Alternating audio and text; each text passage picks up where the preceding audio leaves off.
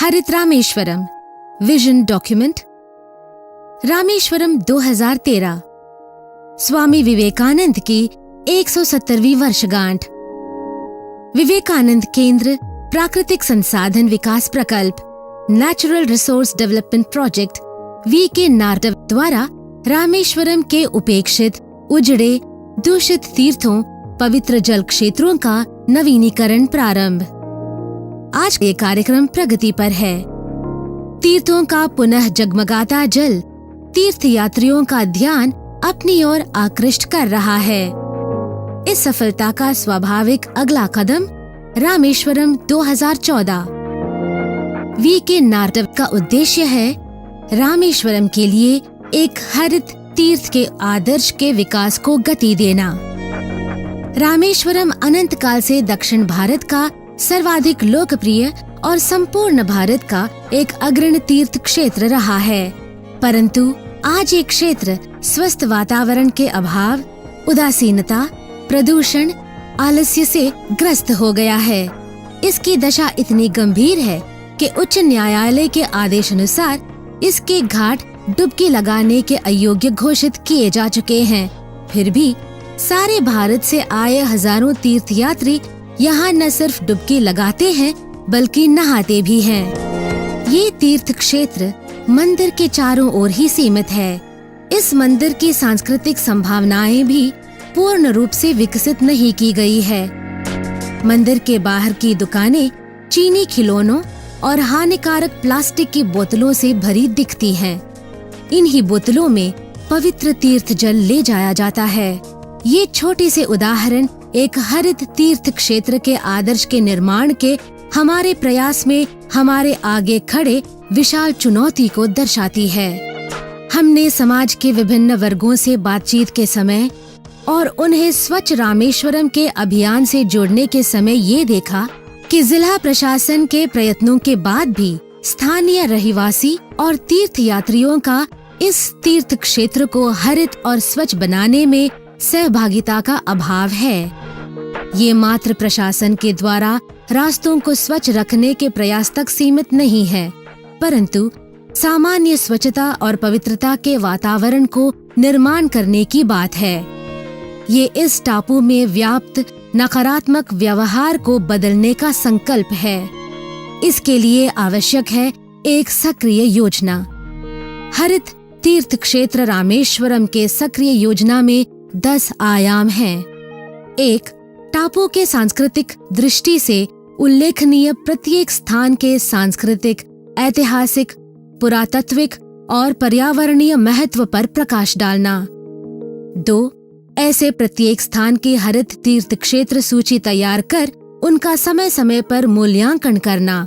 आसपास के स्थानों के हरियाली को बनाए रखना और उनमें तीर्थयात्रियों के लिए सुविधाजनक परिस्थिति व पर्यावरण जागरूकता का निर्माण करना।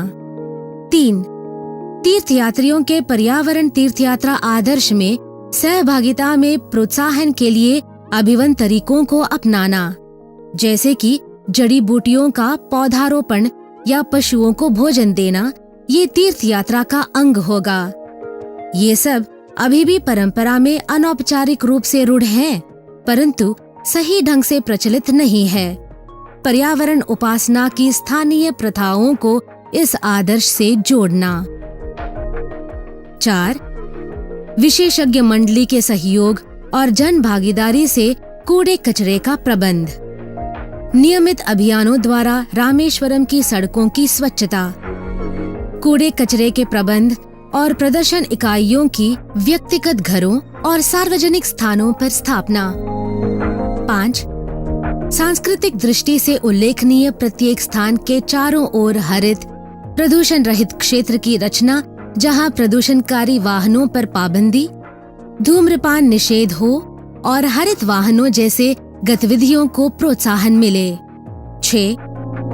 विशेषज्ञ मंडली के सहयोग से वार्षिक प्रेरणा और नवीनीकरण सत्रों का पथदर्शकों, गाइड के लिए आयोजन कर उन्हें तीर्थयात्रियों से सकारात्मक व्यवहार की दृष्टि प्रदान करना।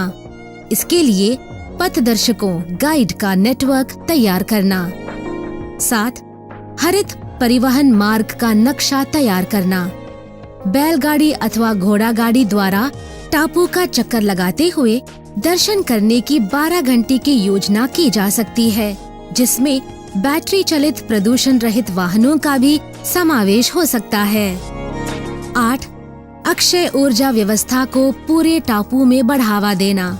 अक्षय ऊर्जा तकनीकी को जल संचयन ढांचों के साथ टापू के हर योग्य सार्वजनिक और निजी स्थानों पर खड़ा करना होगा। 9. रामेश्वरम विशिष्ट शिल्पकृतियाँ जो टापू के सांस्कृतिक व पर्यावरण आध्यात्मिक महत्व को दर्शाती हो के माध्यम से तीर्थ यात्रा के स्तर को उठाना। टापू के निवासियों के लिए आजीविका के नए अवसर खोजना। 10. संपूर्ण टापू में पर्यावरण सांस्कृतिक जागरूकता के विस्तार के द्वारा तीर्थयात्रियों और निवासियों में टापू के धरोहर से स्वाभाविक जुड़ाव जो उनके स्वभाव को पर्यावरण और स्वच्छता के अनुकूल बनाए। टापू की प्राकृतिक धरोहर में समुद्री जैव विविधता और अब तक बहुत कम अन्वेषित उसका पवित्र भूगोल से संबंध का समावेश है। समुद्री जैव विविधता का मुख्य संग्रहालय टापू से कुछ ही किलोमीटर दूर है।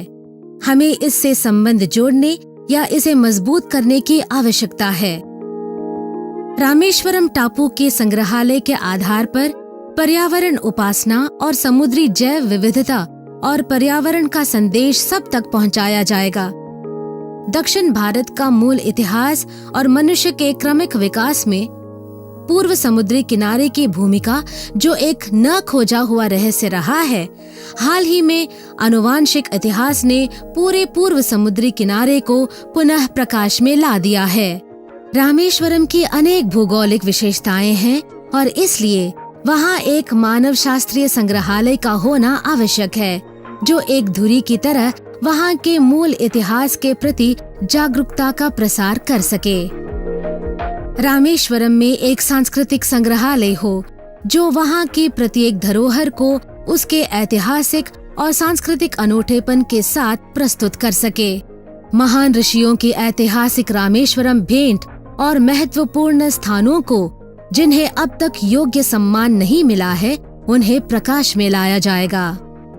गुरु नानक देव जी महाराज इधर आए, भगत हरिदास जी को राम जी के रूप में दर्शन दिए और गुरु नानक देव जी महाराज यहाँ पर 21-22 दिन रहे। Where Swami Vivekananda stayed for 2 days in 1897 while coming back from Chicago. इस प्रकल्प को कार्यान्वित करना सरल काम नहीं है, फिर भी पिछले वर्ष वी.के. नारटव द्वारा तीर्थों के किए गए अविश्वसनीय पुनरुद्धार ने आशा जगाई है। हरित रामेश्वरम का संकल्प प्रत्येक जागरूक व्यक्ति, जिला अधिकारी से लेकर स्कूली बच्चों तक के मन में गहरा बैठ गया है। वर्तमान परिस्थिति के प्रलेखों, डॉक्यूमेंटेशन और पूरा लेखों द्वारा जन सामान्य के सहभाग और प्रतिक्रिया के लिए डिजिटल सोशल नेटवर्क की व्यवस्था पहले ही की जा चुकी है। हरित रामेश्वरम की योजना का उद्घाटन डॉक्टर APJ अब्दुल कलाम द्वारा 27 जनवरी 2014 को एक विशाल सार्वजनिक कार्यक्रम में किया गया। हरित रामेश्वरम के लिए उत्साह अब एक निर्णायक अवस्था में पहुंच गया है। इसलिए हम सबको आह्वान करते हैं, आइए इस हरित प्रयास में जुड़िए, अपने भविष्य के लिए, अपने बच्चों के भविष्य के लिए और इस नीले ग्रह के लिए जो अपना घर है।